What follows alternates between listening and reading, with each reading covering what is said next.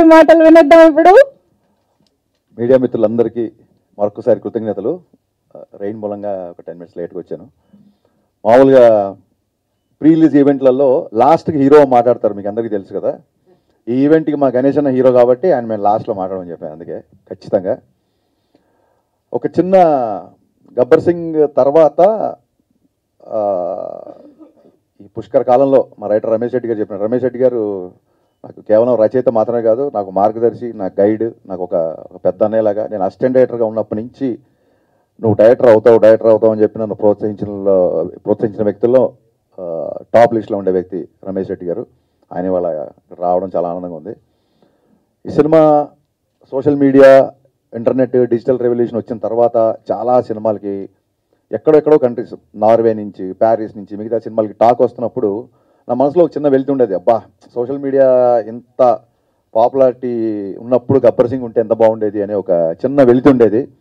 ఆ వెలితిని మా అన్న బండ్ల గణేష్, మా సత్యనారాయణ గారు ఇవాళ ఇంత హంగామాలో, ఇప్పుడు ఈ మీడియాలో ట్విట్టర్లో కానీ, ఇన్స్టాగ్రామ్లో కానీ, ఫేస్బుక్లో కానీ నేను 2012లో ఏదైతే ఒక డిజిటల్ హంగామా మిస్ అయ్యానో ఆ హంగామా అంతా మళ్ళీ క్రియేట్ చేసి కొత్త ఉత్సాహాన్ని, కొత్త స్ఫూర్తిని ఇచ్చినందుకు వీళ్ళిద్దరికీ మనస్ఫూర్తిగా దండం పెట్టుకుంటున్నాను.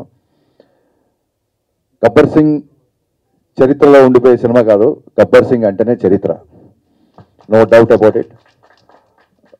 ఒక సినిమా జీవితాలు మార్చేసింది అంటారు చూసారా, అలాగా నాకు కానీ, బండ్ల గణేష్ గారు కానీ మా జీవితాలు మార్చేసిన సినిమా గబ్బర్ సింగ్.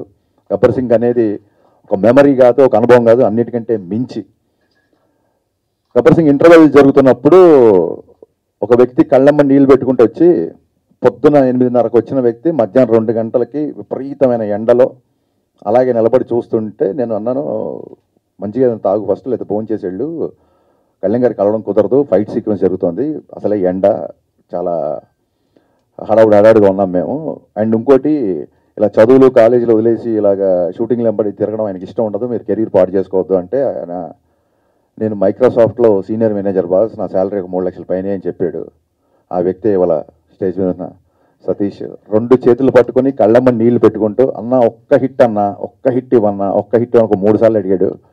నిజంగా ఆ రోజు అంత పెద్ద హిట్ తీస్తున్నావు నాకు తెలీదు, తనకి తెలీదు, బట్ తన భావోద్వేగం నన్ను కదిలించి, నువ్వు భయపడకు, సినిమా పగిలిపోద్ది అని చెప్పాను. ఏ ముహూర్తాన దేవతలు తదాస్తన్నారో తెలీదు, సినిమా మేము ఊహించిన దానికంటే చాలా పెద్ద సక్సెస్ అయింది. సినిమా అప్పట్లో 2012లో ఒక సోషల్ మీడియాలో ఒక చిన్న నానుడు ఉండేది, సినిమా బాగుంటే హిట్ అంటారు, చాలా బాగుంటే సూపర్ హిట్ అంటారు, అంతకు మించి ఉంటే బ్లాక్ బాస్టర్ అంటారు, దాన్ని కూడా మించిపోతే దాన్ని గబ్బర్ సింగ్ అంటారు అని చెప్పి అప్పట్లో సోషల్ మీడియాలో బాగా ఫ్యాన్స్ రాశారండి. మళ్ళీ నా అకౌంట్లో వేయకండి, ఇది ఫ్యాన్స్ అన్న మాట ఇది. సో ఎక్కడికి వెళ్ళినా పవన్ కళ్యాణ్ గారు చాలామందికి అందుబాటులో ఉంటారు కాబట్టి చాలామంది నాతో ఫోటోలు దిగినా, చాలామంది నాతో ఉన్నా. ఇవన్నీ చూడండి, ఈ కొబ్బరికాయని కొట్టండి అంటే పూజారి దేవుడికి చేర్చినట్టు నాతో దిగిన సెల్ఫీలు నా మీద చూపిస్తే అభిమానం అంతా అది కేవలం పవన్ కళ్యాణ్ గారిదే అని నేను నమ్ముతూ వచ్చాను. ఎందుకంటే ఈ సక్సెస్ అందరికంటే బలంగా కోరుకున్న వ్యక్తి పెద్ద హిట్. కనుక కళ్యాణ్ గారు ఎప్పుడు సక్సెస్ ఫెయిల్యూర్ పట్టించుకోరు, కానీ ఈ సినిమా క్లాప్ కొట్టిన దగ్గర నుంచి ఫస్ట్ కాపీ పంపించేంత వరకు ఇది బ్లాక్ బాస్టర్ లిటరల్గా జపం చేసిన ఎన్ని లక్షల సార్లు అంటే, ఒక శివనామస్మరణ లేదా గాయత్రి జపం ఎన్ని లక్షల సార్లు చేస్తే అంత ఫలితం ఉంటుంది అంటారు కదా. ఇప్పుడు రీసెంట్గా మీరు సోషల్ మీడియాలో చూస్తున్నారు మేనిఫెస్టేటింగ్ వీడియోస్, మన సంకల్పం బలంగా ఉంటే అది అవుతూ ఇస్తుందని.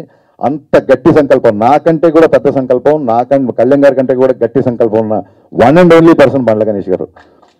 24 hours ఫోన్ చేస్తే హలో అన్నాడు కదా, అన్న మన సినిమా బ్లాక్ బాస్టర్ చెప్పండి ఇప్పుడు ఏంటి అని. ఫస్ట్ హలో బదులు బ్లాక్ బాస్టర్, ఫోన్ పెట్టే ముందు బ్లాక్ బాస్టర్ ఎంత అంటే అర్జునుడి బాణం, అర్జునుడి గురి ఒక కన్ను మీద అన్నట్టు blockbuster hit super hit అంటే కూడా మా రైటర్ గారు ఎడిటింగ్లో చూసి ఏమంటే ఇప్పుడు అంతాక్షరి సీన్ చూసాం అదిరిపోయిందంటే మన సినిమా హిట్ అవుతుంది అంటే ఆయన కోపం వచ్చేసేది. హిట్ ఏంటి అన్న, హిట్ ఏంటి, హిట్ కోసం చేస్తున్నాం మనం, బ్లాక్ బాస్టర్ అన్నాడు. ఎవరైనా రైటర్లు అన్న మీ సూపర్ హిట్ అన్న ఆడియో అంటే సూపర్ హిట్ ఏంటి, బ్లాక్ బాస్టర్. అసలు కరిచేసేవాడు మనుషులు లిటరల్గా. నిజంగా పవన్ కళ్యాణ్ గారిని ఇంటికి వెళ్ళి దగ్గరుండి షూటింగ్ సెట్కి తీసుకొచ్చి, అలాగే డబ్బింగ్ తీసుకొచ్చి 3 గంటలకి రాత్రి 4 గంటలకు డబ్బింగ్ చెప్పిన సందర్భాలు ఉన్నాయి. లాస్ట్ మినిట్లో గుర్రంది యాన్యువల్ సర్టిఫికేట్ వస్తే ఓ పక్క ఈయన ఢిల్లీకి వెళ్ళి ఓవర్ నైట్లో అక్కడ ఢిల్లీలో పని చూసుకొని అదే రోజు ఇక్కడ సెన్సార్ ఉంటే మళ్ళీ డైరెక్ట్గా ఎయిర్పోర్ట్ నుంచి ప్రసాద్ ల్యాబ్కి వచ్చి, నాకు తెలిసి సెట్లో నేను ఎంత కష్టపడ్డానో సెట్ బయట నాకంటే డబుల్ కష్టం బండ్ల గణేష్ అన్న పడ్డాడు.